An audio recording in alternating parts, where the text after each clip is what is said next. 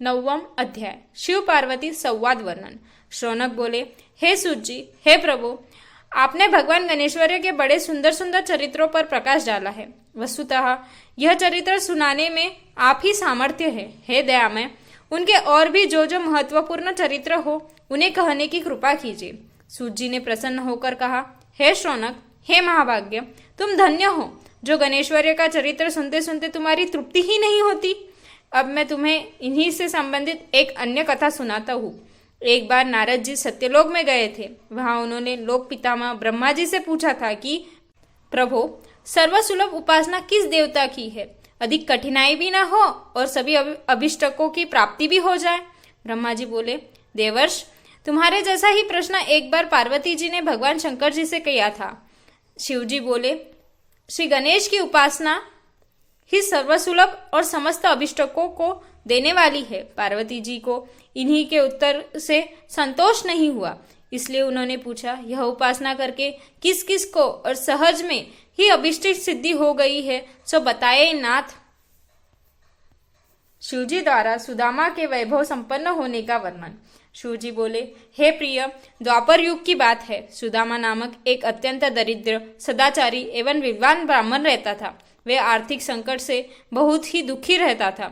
एक दिन उनकी पत्नी ने उनसे निवेदन किया, प्राणनाथ, आप व्यर्थ ही इतना कष्ट क्यों उठा रहे हो? भगवान त्रिलोकनाथ आपके बाल मित्र है, आप उनके पास जाइए, वे प्रभु आपकी दरिद्रता अवश्य ही दूर कर लेंगे। यद्यपि सुदामा अपने मित्र से कुछ मांगना नहीं चाहते थे, तथापि उन्होंने पत्नी के अत्याधिक आग्रह के कारण जाना पड़ा। पत्नी ने थोड़े से चावल मैले चिड्डे में बांधकर सौगात के रूप में उन्हें दे दिए। बेचारे सुदामा मार्ग पार करते हुए किसी प्रकार द्वारकापुरी पहुंचे, किंतु राजभवन पर जो प्रहरी थे उन्होंने उन्हें घुसने नहीं दिया। बोले, बावला हुआ है क्या? वे राजेश्वर तेरे जैसे फटेहाल से कैसे मिलेंगे? सुदामा ने अपनी मित्रता की बात बताई तो वह हंसने लगे, किंतु बहुत आग्रह करने पर उन्हें दया आ गई। एक प्रहरी ने द्वारकापति से जाकर कहा, प्रभु, कोई सुदामा नामक दारिद्र्य ब्राह्मण द्वार पर खड़ा है, वह मिलना चाहता है आपसे। सुदामा का नाम सुनते ही भगवान दौड़े आए द्वार पर और गले मिलकर लिवा ले गए अपने साथ। सभी प्रहरी आवक देखते ही रह गए। राजभवन में सुदामा का बड़ा भव्य स्वागत हुआ। दोनों मित्र बड़े प्रेम से पुरानी बातें कर रहे थे। तभी उन्होंने सुदामा के साथ ही पोटली देख ली। सुदामा ने उसे छुपाने लगे। भगवान ने उसे झपट कर खोला और कुछ चावल खाकर बोले, यह तो बड़े स्वादिष्ट है मित्र, ऐसे अमृतपन पदार्थ को मुझसे छुपा रहे हो? फिर कुशल प्रश्न हुआ दोनों ओर से। सुदामा ने सर्वकुशल बताते हुए अपनी दरिद्रता की बात कही, जिससे सुनकर श्री कृष्ण बोले, मित्र, तुम गणेश्वर्य की पूजा नहीं करते हो क्या? यदि उन प्रभु का प्रसन्न कर लोगे तो सभी कामनाएं पूर्ण हो जाएंगी। सुदामा ने पूछा, यह गणेश्वर्य कौन है? उनकी पूजा का विधान क्या है? भगवान बोले, गणेश्वर्य इस ब्रह्म परमात्मा का ही नाम है, जो अनादि अनंत सर्वेश्वर एवं परम पूजनीय है। ब्रह्मा, विष्णु और शिव भी उन्हीं के अनुशासन में रहकर सृष्टि के संग पातन और लय करते हैं। वे ही प्रभु एकमात्र उपासनीय है एवं सर्व कामदाता है। समस्त देवता, ऋषि मुनि एवं वैद्य ब्राह्मण भी उन्हीं गणेश जी की उपासना में सदैव लगे रहते हैं। तुम भी उन्हीं का पूजन और व्रत करो। सुदामा ने पूछा, गणेश जी का व्रत कब करना चाहिए? उनके ध्यान पूजन वृत्तांत को कैसे किया जाता है, यह भी कहिए। कृष्ण जी बोले, हे सखे, तुम इनका व्रत किसी भी मास की चतुर्थी में कर सकते हो, अथवा वैशाख पूर्णिमा, कार्तिक पूर्णिमा या अन्य किसी पुण्य अवसर पर करो। यदि मंगल, शुक्र या रविवार के दिन करो तो भी शुभ है। प्रातःकाल स्नान आदि से निवृत्त होकर व्रत का संकल्प लेना चाहिए। फिर तिल और आंवले के चूर्ण का उपटन लगाकर पुनः स्नान करें। एक स्नान प्रदोष काल में और भी कर ले तो अत्युत्तम होगा। स्नान के पश्चात स्वस्तिक वाचन, पुण्याहवन एवं नवग्रहों का पूजन करें। धरती को गोबर से लिपकर चौके पर और चौकी रखकर उस पर कलश स्थापन करें। फिर गणेश जी की धातु की मूर्ति स्थापित कर षोडोपचार से पूजन करें। भोग में उत्तम घृतादि के साथ मित मोदक रखे। यदि यह संभव न हो तो समस्त उपचार मानसिक भी हो सकता है। हे मित्र, भावना सर्वोपरि है, इसलिए पूजन में भक्ति भाव ही विशेष फलदायक होता है। यदि श्रद्धा हो तो पूजन कार्य संपन्न होने पर ब्राह्मणों को भोजन करवाए, यथाशक्ति दक्षिणा भी दे। सबसे अंत में अपने परिवारजनों एवं पत्नी पुत्रादि के साथ बैठकर स्वयं भोजन करे। यह व्रत का विधान तुम्हें बता दिया है। सुदामा बोले, इस व्रत को पहले किसने किया है? श्री कृष्ण जी ने उनसे उत्तर में कहा, एक बार प्रलय के पश्चात सृष्टि की उत्पत्ति होनी थी, परंतु ब्रह्मा जी को अनेक विघ्नों का सामना करना पड़ा। तब ब्रह्मा जी ने गणपति की ही पूजन किया था। उनसे शक्ति प्राप्त कर सृष्टि रचना का कार्य संपन्न किया। हे सके, मुझे भी दुष्ट दलन करके धर्म संस्थापन अवतार लेने की शक्ति उन्हीं गणाधीश्वर से प्राप्त हुई है। मैं तो प्रति शुक्रवार में गणेश जी का व्रत किया करता हूँ। यह सुनकर सुदामा के मन में बड़ी प्रसन्नता हुई और उन्होंने आयाचित व्रत से प्राप्त होने वाले द्रव्य से वही गणेश जी का पूजन का संकल्प किया और श्री कृष्ण के परमार्थ से उन्हीं के साथ आराधना की, प्रसाद ग्रहण किया और फिर उन्होंने भगवान से घर जाने की अनुमति मांगी। जब चले गए तब श्री कृष्ण जी उन्हें बहुत दूर तक पहुंचाने आए। सुदामा के आग्रह से अपने भवन को लौटे। व्यापारी के धन चोरी होने का वर्णन। उधर सुदामा जी अपने घर को शीघ्रता से चल पड़े। तभी मार्ग में उनकी मनी नामक एक धनवान व्यापारी से भेंट हुई। रात्रि में सुदामा जहाँ ठहरे थे वही व्यापारी आ ठहरा, किंतु जब वह प्रधान निद्रा में था तब चोरों ने उसके सभी बहुमूल्य धन चुरा लिए। जब उनकी आंख खुली तब उन्होंने वह संकल्प किया कि यदि गया हुआ धन मुझे मिल जाए तो उसका आधा धन ब्राह्मण को दान कर दूंगा। उसने ऐसा निश्चय किया ही था कि उसे एक संदूक कुछ ही दूर पड़ा दिखाई दिया। दौड़कर उसने संदूक उठाया तो यह बहुत सारे रत्नादि से भरा हुआ था। उसने प्रसन्न होकर संदूक का आधा धन सुदामा को दान कर दिया। सुदामा को उससे बड़ी प्रसन्नता हुई और उन्होंने उस धनिक व्यापारी को भी साथ लेकर भगवान गणाधीश का ही वही पूजन किया। सायंकाल में जब पूजन कार्य संपन्न हो गया तब सुदामा को भगवान गणेश्वर के साक्षात दर्शन हुए। सुदामा ने भक्तिभाव पूर्वक उनके चरण पकड़ लिए और संतवन करने लगे।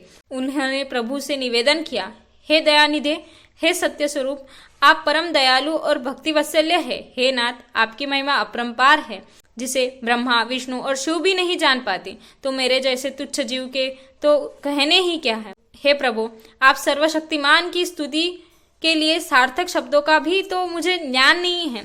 हे दीनबंधु, मुझ पर दया कीजिए। आपको बारंबार नमस्कार है, नमस्कार है, नमस्कार है। श्री गणेश जी ने प्रसन्न होकर सुदामा के मस्तक पर अपना वरद हस्त फिरते हुए कहा, विप्रश्रेष्ठ, वर मांगो, मैं तुम पर बहुत प्रसन्न हूँ। सुदामा ने हाथ जोड़कर कहा, करुणा सिंधु, जब आप सर्व ऐश्वर्यमय की मुझ पर पूर्ण कृपा है तो फिर मैं क्या मांगू।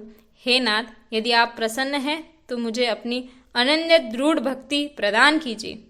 बस यही मेरे लिए अत्यंत श्रेष्ठ वर होगा। गणेश्वर्य एवं अस्तु कहकर अंतर्ध्यान हो गए। उस समय एक धनिक भी वहां से उपस्थित था। उसने सुदामा से गणेश जी के पूजन का महात्म्य संबंधी कुछ बातें पूछी और फिर उसने स्वयं भी श्री गजानन का व्रत करने का संकल्प किया। सुदामा पर भगवान गणाधीश की बड़ी महिमा कृपा हुई।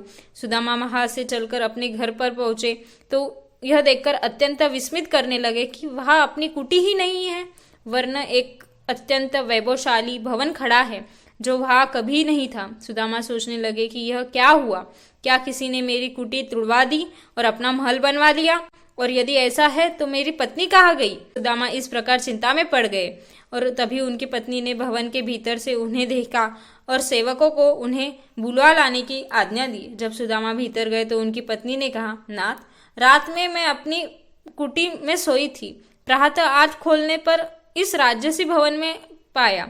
मुझे आश्चर्य है कि यह सब क्या हो गया। यह इतने दास दासियां भी जाने कहाँ से आ गए। तब सुदामा ने भगवान श्री गणेश के प्रसन्न होने का समस्त वृत्तांत सुना दिया।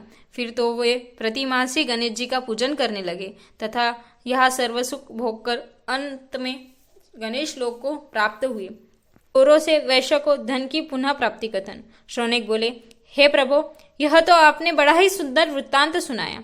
अब यह बताने की कृपा करें कि यह वाणिक व्यापारी ने घर जाकर क्या किया था जो उसे अपने रत्नों से भरा संदूक मिल गया। वह किसका था तथा सहसा कहाँ से आया था? मेरी यह जिज्ञासा शांत करने की कृपा कीजिए। सूत जी ने कहा, शौनक, तुमने अच्छा प्रश्न किया है। उस धनिक को जो रत्नादि धनों से भरा हुआ संदूक मिला था, वह भगवान विघ्नराज की ही कृपा थी। उन्होंने सुदामा को धन प्राप्त करवाने के लिए ही वह धन वहां सहसा उत्पन्न कर दिया था। अब उस वैश्य का वृत्तांत सुनो।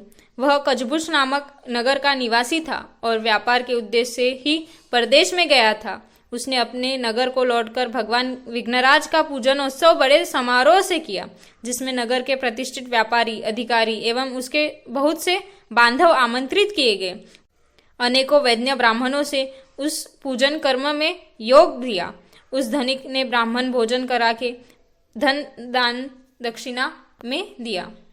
वैश्य के एक परम मित्र थे राजा के प्रधान आमत्य चित्रबाहु। वे भी प्रसाद ग्रहणार्थ बुलाए गए थे। प्रसाद ग्रहण के बाद चित्रबाहु के द्वारा यात्रा की कुशलता से पूर्ण होने की बात पूछने पर उसने धन के चोरी जाने और प्रभु कृपा से अन्य रत्न राशि प्राप्त होने की बात सुनाई। उसके पश्चात उत्सव का आयोजन संपन्न हुआ। एक दिन कुछ लोग चित्रबाहु के पास जाकर रत्नादि दिखाने लगे तो चित्रबाहु ने रत्नों के असली होने की परीक्षा के लिए अपने मित्र वैश्य को बुलाया। उसने रत्नों को देखकर पहचान लिया कि वह वही रत्न है जो उनके पास से चोरी हो गए थे, और यह बात उसने सबके सामने चित्रबाहु से कह दी। तब चित्रबाहु ने रत्न लाने वाले से कहा, बताओ तुम्हें यह रत्न कहाँ से प्राप्त हुई? पहले तो उन्होंने कुछ उल्टी सीधी बातें सुनाई, किंतु जब उन्होंने चित्रबाहु के आदेश पर अपने को राज सैनिक से घिरा पाया तो रोते हुए बोले, प्रधान जी, हमारा अपराध क्षमा कर दे तो हम भी सब बात बताते हैं। चित्रबाहु ने कहा कि सत्य कहोगे तो क्षमा कर दिए जाओगे। तब उन्होंने स्वीकार किया कि मार्ग में उसे वैश्य से ही यह धन चुराया था। उसके पश्चात उन्होंने वह धन वैश्य को लौटा दिया। चित्रबाहु ने उन चारों से कहा, देखो, यह भगवान गणेश्वर्य का ही प्रभाव है जो तुम लोग धन लेकर यहाँ खींचे चले आए। यदि सुख समृद्धि चाहते हो तो चोरी का धंधा छोड़कर अन्य कार्य में लगो और भगवान गणेशाध्यक्ष का व्रत पूजन आदि करो। तुम्हें सहज ही समस्त धन प्राप्ति हो जाएगी। यह सुनकर चोरों ने भविष्य में चोरी न करने की प्रतिज्ञा की और संकल्प किया कि हम उसी विनायक की आराधना करते हुए धर्मपूर्वक जीवन व्यापन करेंगे। इस प्रकार वह चोर सदाचारी बनकर भगवान गणेश्वर्य की आराधना करने लगे, जिससे उन्होंने सर्व सुखों की प्राप्ति की। यह वैश्य भी चोरी का धन वापस लौट आने पर अत्यंत प्रसन्न हुआ और गणेश्वर्य की पूजा करने लगा। भगवान विनायक की कृपा चित्रबाहु पर। सूत जी बोले, हे शौनक, चित्रबाहु ने गणेश व्रत का दृढ़ संकल्प किया, किंतु बाद में पुत्र प्राप्ति होने पर उसने संकल्प को भूल गया। इस कारण उस पर संकट के मेघ मंडराने लगे और एक दिन सहसा राजा ने किसी कारण कुपित होकर उसका सर्वस्व छीन लिया और देश निकाला दे दिया। इस कारण उसके पास जीवन यापन का भी कोई साधन नहीं रहा। जब भूखे मरने की नौबत आई तो उसे नर्मदा के तट पर भीख मांगना पड़ा। तभी एक दिन उसने शुक्रदेव जी को आश्रम दिखा तो भीतर जाकर महर्षि को प्रणाम कर बैठा। महर्षि ने पूछा, तुम कौन हो, कहाँ से आए हो, क्या प्रयोजन है तुम्हारा? तो चित्रबाहु ने अपना समस्त वृत्तांत निवेदन किया और अपने संकट से मुक्ति होने का उपाय पूछा। महर्षि ने कुछ देर ध्यान लगाने के बाद कहा, बस तुमने पुत्र प्राप्ति के लिए भगवान विनायक के व्रत का संकल्प किया था, जिसे पुत्र उत्पन्न होते ही तुम भूल गए। इसी कारण तुम्हें यह घोर कष्ट भोगना पड़ा है। इस स्थिति से छुटकारा पाना चाहते हो तो भगवान विनायक का व्रत और पूजन करो, फिर तुम्हें कोई भी कष्ट नहीं रहेगा और तुम अपने पूर्वक को भी पा लोगे। हे शौनक, शुक्रदेव मुनि की बात सुनकर चित्रबाहु को अपनी भूल पर बड़ा ही पश्चाताप हुआ और उसने तुरंत ही विनायक भगवान के व्रत का संकल्प कर गणेश चतुर्थी के शुभ दिवस में गणेश जी का भक्ति भाव से पूजन किया, जिसके प्रभाव से उसे पूर्वपद वैभव की शीघ्र ही प्राप्ति हो गई।